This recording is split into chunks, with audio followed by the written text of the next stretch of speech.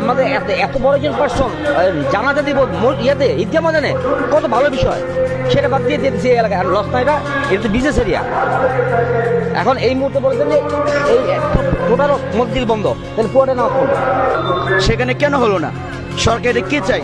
উনি একজন আদর্শ রাজনীতি ব্যক্তিত্ব ছিলেন, তাহলে কি আমরা বলবো উনি এই রাজনীতি ব্যক্তির লাশটাকে ওরা ভয় পা? সেখানে কেন দেওয়া হলো না? আজকে এই যে এলাকাটা পুরো মানুষ জায়গা এই যে ওই যে দেখেন কোনো জায়গা নাই। একটু প্লিজ এক্ষুনি বলে দেন যে জায়গা নাই, মসজিদ পুরো সিস্টেম অফ, ঈদগাহ পাড়াতে আমরা সবাই ঈদগাহ। কেন দেওয়া হলো না? আজকে সরকার এখানে শুধুমাত্র সরকার এখানে সাম্প্রদায়িকতারই পরিচয় দেননি, সরকার এখানে মূর্খতার পরিচয় দিয়েছেন। রাইট। তার কারণ হলো আজকে এখানে জানাজার নামাজ জাতীয় ঈদগাহে না দেওয়ার কারণে আজকে রাস্তাঘাটে এই জ্যাম সৃষ্টি হয়েছে। মানুষের সমস্ত কর্ম অনেক মানুষ ছিল যাদের কর্মে ব্যাঘাত ঘটছে। মুরব্বী কেমন আছেন? ভালো আছি। তো আজকে জাতীয় ঈদগাহ মাঠে জানাজা নামাজ হওয়ার কথা ছিল, কিন্তু সেখানে হয়নি। তো এই বিষয়টি আপনারা কিভাবে দেখছেন? এখানে হবে, সর্বোপরি আপনার কাছে বিষয়টি কেমন লেগেছে? অত্যন্ত দুঃখজনক ব্যাপারটা হলেও সত্য যে আজকে এমন এক মানুষের লোক সমাগম হওয়ার কথা ছিল, যা আজকে স্মরণকালের একটা ঐতিহাসিকভাবে একটা জানাজা নামাজ আজকে অনুষ্ঠিত হবে, যা আল্লামা কাসিমি বাংলাদেশের প্রত্যন্ত অঞ্চলের প্রত্যেকটি মানুষ চিনে এবং জানে, এবং প্রত্যেকটা অঞ্চল থেকে মানুষ দ্রুত হওয়ার চেষ্টা করতেছে। কালকে থেকে মানুষ আসা শুরু করছে, আমি সিলেট থেকে আসছি। তো কথাটা হচ্ছে যে এখানেই যে আজকে ঈদগাহ মাঠে না পাওয়ার জন্য আজকে আমরা এমন একটা উদ্বেগ প্রকাশ করতেছি যে আজকে লাশ নিয়েও কি আজকে আমাদের মধ্যে এরকম কিছু হইতেছে, আমরা আসলে বলতে পারতেছি না। কী জন্য, কী কারণে যে আমাদেরকে এই মাঠটা দেওয়া হলো না সেটাও আমরা বলতে পারতেছি না। তবুও আমরা জানি যে আজকে মুসল্লিরা যদি আজকে শান্তিতে একটা নামাজটা আদায় করতে পারতো, তাহলে মুসল্লিদের একটা জানের মধ্যে একটা মনের মধ্যে একটা প্রশান্তির সৃষ্টি হতো। কিন্তু আজকে আমাদের তো প্রশান্তিটা হচ্ছে না। আজকে আমরা কষ্ট করেও যেবার যারা আসছি আমরা কষ্ট করে আমরা জানাজা শরীক হব, তবে আজকে যে এই যে মানুষরা কষ্ট করতেছে আসলে কী জন্য, কার কারণে কোন ইঙ্গিতে হচ্ছে সেটা আসলে বলতে পারতেছি না আমরা। তবুও আমরা সরকারের কাছে দাবি জানাবো এই ধরনের কোনো একটা পরিস্থিতি হলে খোলা মাঠে আমাদেরকে দিলে, তাহলে মুসল্লিরা তাদের নামাজটা এমনকি তাদের এই আল্লাহর সাথে এমনকি একটা মানুষকে বিদায় জানানোর জন্য এটা সুন্দরভাবে হতো, হ্যাঁ ভালো হতো জিনিসটা। পুরো মানুষ জায়গা এই যে ওই যে দেখেন কোনো জায়গা নাই। একটু প্লিজ এক্ষুনি বলে দেন যে জায়গা নাই, মসজিদ পুরো সিস্টেম অফ, ঈদগাহ পাড়াতে আমরা সবাই ঈদগাহ। এটা তো এখন এই মুহূর্তে সম্ভব না, যেহেতু এটা ঘোষণা হয়ে গেছে।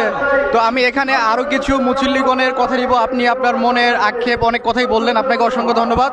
তো আমি এখানে আরেকজন হুজুরকে দেখছি। হুজুর, আপনি যদি একটু পিছান আমাদের ক্যামেরার।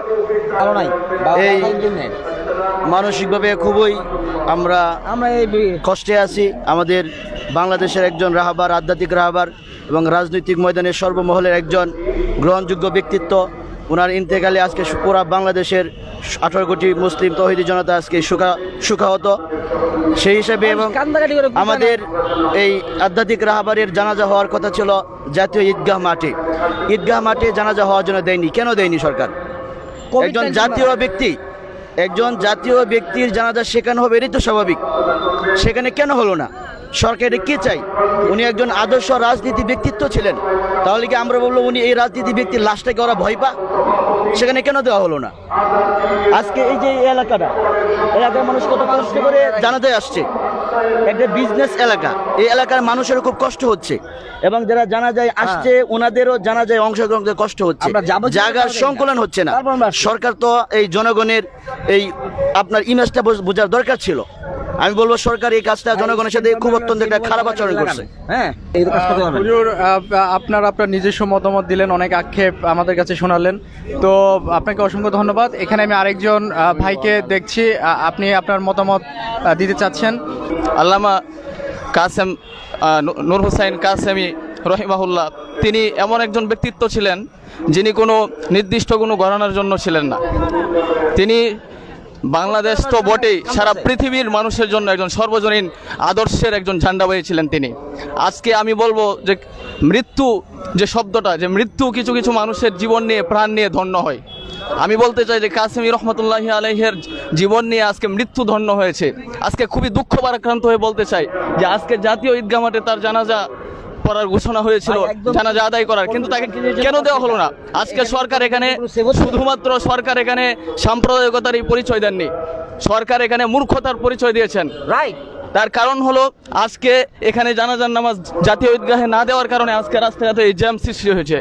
মানুষের সমস্ত কর্ম অনেক মানুষ ছিল যাদের কর্মে ব্যাঘাত ঘটছে, লাস্ট কষ্ট পাচ্ছে। তো হয়তো বা ভাই আপনার নিজস্ব মতামত দিলেন, সরকার অনেক দিক চিন্তা ভাবনা করে এই সিদ্ধান্ত নিয়েছে। তো তার এই সিদ্ধান্তকে আমাদের স্বাগত জানানো উচিত, কেননা দেশে এখনো যে কোভিড-19 এটার প্রকোপ কিন্তু এখনো আছে, শীত চলছে। তো হয়তো বা তারা চিন্তা ভাবনা করেছে যে অনেক লোকের সমাগম হবে, যদি বিশাল কোনো জায়গা দেওয়া হয় সেখানে করোনার বিস্তারটা লাভ করতে পারে।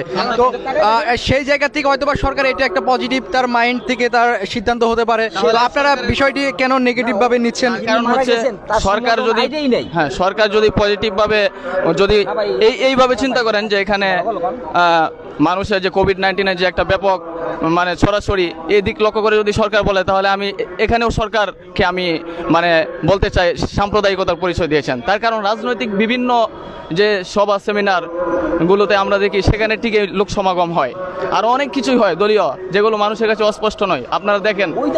তাহলে এখানে কেন এই জানাজা কেন্দ্রিক দেখা যায়? আমরা হুজুর যখন জুবাইর আহমেদ আনসারী জানাজা, তো একই রকম প্রতিক্রিয়া সৃষ্টি হচ্ছে, কিন্তু তারা যখন রাজনৈতিক বিভিন্ন ফায়দা হাসিলের জন্য বা তারা বিভিন্ন কাজকর্মের তারা তাদের দলীয় স্বার্থের জন্য যখন লোক সমাগম হয় হাজার হাজার, তখন তো এই ধরনের ফালতু প্রশ্নগুলো ওঠে না।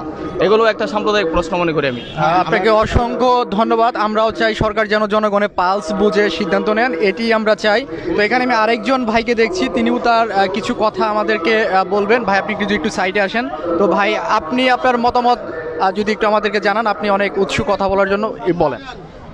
আসলে সরকার যে সিদ্ধান্ত দিয়েছেন যে আমাদের এখন বর্তমানে করোনা একটা ভয়ের কারণে আমাদেরকে এই স্থানে স্থানান্তরিত করছে, কিন্তু এখানে স্থানান্তরিত করার কারণে সরকারকে বুঝতে পারছে না যে এখানে যে মানুষ হবে ওখানেও সেই মানুষ হবে, যেখানে এখানে যে মানুষ হবে সেখানে তো একই মানুষ হবে। তাহলে করোনা ভাইরাস কি শুধুমাত্র ঈদগার ময়দানে আছে আর আমাদের এখানে নাই? আপলোড হলে কিন্তু সারা বাংলাদেশ এই প্রশ্নটা সরকারের বোঝা দরকার। এখানে সরকার একটা মূর্খতার পরিচয় দিয়েছে। তো হুজুর সদ্য মহাসচিব আমাদের কাশ্মীর সাহেব তিনি চলে গেলেন, কিছুদিন আগে কমিটি হয়েছে। এই যে মহাসচিব তিনি চলে গেলেন অল্প কিছুদিনের মধ্যে, এই যে একটা অভাব, একটা ক্ষতি, তো এটা আসলে কিভাবে পুষিয়ে নিতে পারবে কিনা, বা এই বিষয়ে আপনার কোনো নিজস্ব মতামত আছে কিনা? নিজস্ব মতামত আসলে কিছু না, তবুও আমরা এটাই বেশি আমরা চিন্তিত যে কিছুদিন পূর্বে আমাদের হেফাজতের মহাসচিব উনি নিযুক্ত হলেন, এমনকি জমিয়ত উলামা ইসলামের মহাসচিব, এমনকি বাংলাদেশের শীর্ষস্থানীয় উলামা একরামদের মধ্যে উনি একজন উলামা একরাম। এমনকি আমাদের বাংলাদেশের মধ্যে করোনাকালের সময় থেকে শুরু করে এই পর্যন্ত আমাদের বাংলাদেশ থেকে অনেক উলামা একরাম আমরা হারিয়ে ফেলছি। আমরা সেটার জন্য আসলে ভবিষ্যতে আমাদেরকে কী যেমন একটা মেসেজ দিচ্ছে যে দুনিয়াটাকে আমাদের কোথায় নিয়ে যাবে সেটা সে বলতে পারতেছি না। তবুও আমরা তো এই আল্লামা কাসিমি, আমাদের আহমদ শফি সাহেব হুজুর, বাবনগরী গং আমাদেরকে আসলে যে দিক নির্দেশনা দিবেন সেটা থেকে আমরা সবাই মেনে নিতে পারবো, মেনে নিব আমরা।